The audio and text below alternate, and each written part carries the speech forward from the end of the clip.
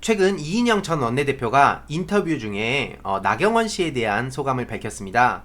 처음엔 따뜻한 보수가 되길 바랬지만 결국에는 극우 정치인이 돼서 좀 안타깝다는 심경을 밝힌 건데요. 이 소식에 모 네티즌은 구역질 나는 쓰레기라는 식으로까지 비판을 했는데요. 그렇게까지 강하게 비판한 이유에 대해서 간략하게 정리해드리겠습니다.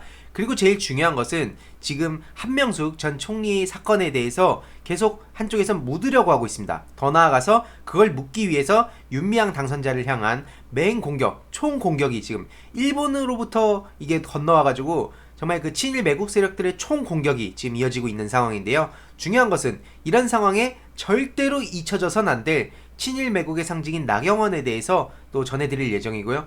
홍신학원 다들 기억하고 계시죠? 홍신학원에 대한 소식도 좀 전해드리려고 합니다. 최근 이인영 더불어민주당 의원 인터뷰 중에 이런 모습이 나왔습니다. 작년 5월 달에 이렇게 공식적인 자리 말고도 비공식적으로도 서로 전화도 하고 밥도 잘 사주신다고 하니까 밥도 잘 먹고 말씀도 잘 듣고 이런 내용이 나오면서 따뜻한 보수의 상징이 되길 바랬지만 나경원이 극우화됐다는 소식을 전했습니다. 보시는 바와 같이 이때 제가 영상을 또 다뤘었는데요. 나경원의 그 떨떠름한 표정, 나경원이 뜻대로 되지 않고 말려 들어가자 이인영 전 원내대표는 90도로 겸손함을 표시했는데 나경원이 왜 오히려 표정이 저렇게 떨떠름한가에 대해서 제가 작년에 영상을 다룬 바가 있습니다. 굉장히 통쾌한 장면 중에 하나였는데요. 실제로 피터팬이란 네티즌은 나경원 너같이 썩은 구역질 나는 쓰레기를 더는 방송이든 어디서든 역겨운 낯짝 안 보길 바라노라. 재판에 실명제를 적용해서 올바르지 못한 재판의 판결을 내린 판사한테도 오랜 시간 흘러도 부끄러워할 수 있게 만들어야 한다. 국민 밉상 다신 나오지 마라. 이젠 깜빵 가자. 푸악 윤석열이 나경원이 웃긴다. 이런 식으로 또 네티즌들이 반응을 보이고 있는데요. 중요한 것은 나경원도 판사였다는 사실입니다. 빠루를 들고 국민들한테 정치권에 대한 어떤 혐오를 부추기기도 했고요. 엄청나게 그 뭐라도 됐냥 저렇게 나가가지고 한 얘기가 고작 뭡니까? 달창, 문빠 이런 일배 용어를 또 쓰기도 했었죠. 결국에 이수진 당선자한테 제대로 심판을 받고 이제는 묻힌 상황인데 최근에 소식 다들 접하셨겠지만 그 서울시장을 준비하고 있다는 그런 소식이 또 알려져서 저는 나경원을 절대 외면하면 안 된다는 입장을 끝까지 고수하고 있습니다. 지금 고민은 나경원의 이런 과거의 행적들을 여전히 모르시는 분들도 많이 계시고 또 잊으신 분들도 많이 계신 것 같아요. 그래서 지금 제 고민은 이 현재 어떤 이슈들에 나경원과 비교되는 지점들을 꾸준히 다뤄서 나경원을 절대 잊지 못하도록 계속 상기시키는 그런 영상을 계속 다뤄야겠다는 생각이 들 정도로 나경원의 그 과거의 만행들을 보면 정말 끔찍할 정도입니다. 더 나아가서 10차례의 검찰 고발에도 불구하고 윤석열은 나경원을 계속 침묵으로 일관해서 안진걸 민생경제연구소 소장님은 나머지 2차례는 경찰에다가 고발하기도 했죠. 나경원 전 원내대표는 5.18 광주 민주화운동을 최초로 인정한 건 한국당의 전신인 신한국당이고 그게 한국당 출신의 김영삼 대통령이라며 그 정신을 이어가고 있다고 강조하고 있습니다. 김영삼 전 대통령은 민주화를 위해서 한평생 살아온 사람입니다.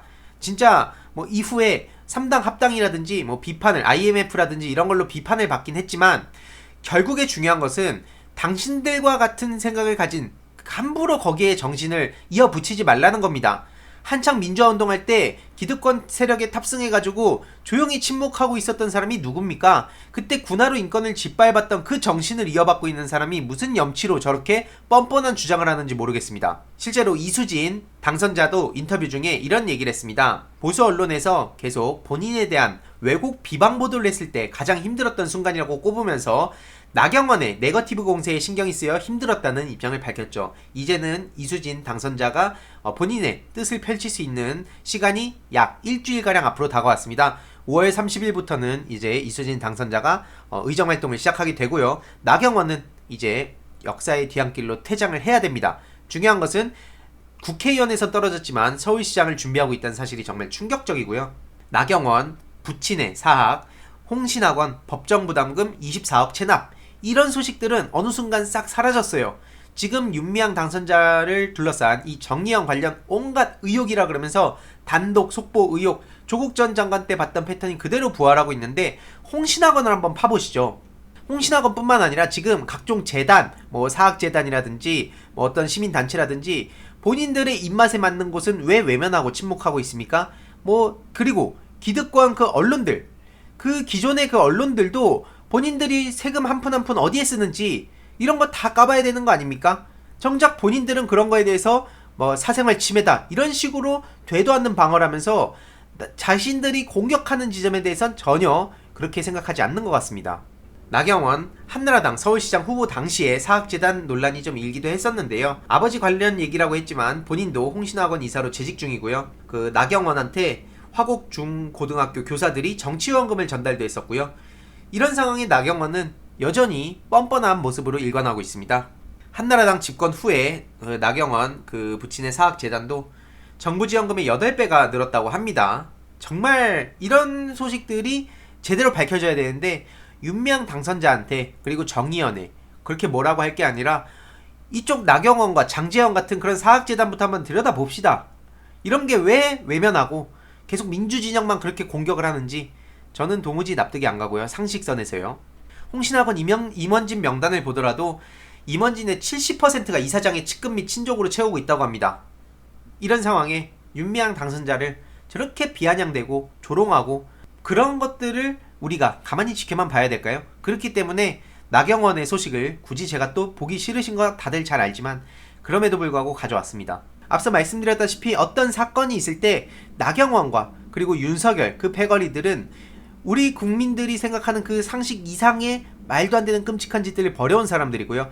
대부분의 사건에 또 연루된 거, 특히 이명박부터 시작해가지고 그 카르텔, 기득권 카르텔들이 다들 형성해 놓고 그 적폐를 계속 이어오고 있지 않습니까? 중요한 것은 뭐냐면 이런 사건들이 지금 민주진영을 향한 어떤 공격들이 이뤄질 때 이 나경원 같은 사람들이 그런 비슷한 일들을 했을 때 어떤 조치를 취했는지, 그런 공격들이 과연 얼마나 이뤄졌는지 언론의 그 보도 행태와 그리고 잊혀져가는 그런 나경원의 근황들을 꾸준히 앞으로도 전해야 된다 생각하고요. 나경원이 꼴보기 싫다고 생각할 수 있지만 이걸 잊는 것은 오히려 나경원한테 이득이 된다. 거듭 말씀드리면서 이런 홍신학원에 대한 이야기도 다시 붐업시킬 필요가 있다고 생각합니다. 나경원 그 부친, 그리고 나경원 자녀, 나경원 남편 각종 비리 혐의에 대해서 저는 꾸준히 다룰 생각이고요. 특히나 염치도 없이 서울시장에 감이 나온다면 그 누구보다 앞장서서 나경원을 비판하고 과거 이런 내용들도 제가 나경원이 구속수사 받고 처벌받는 그날까지 이어가겠다는 것을 다시 한번 약속드립니다.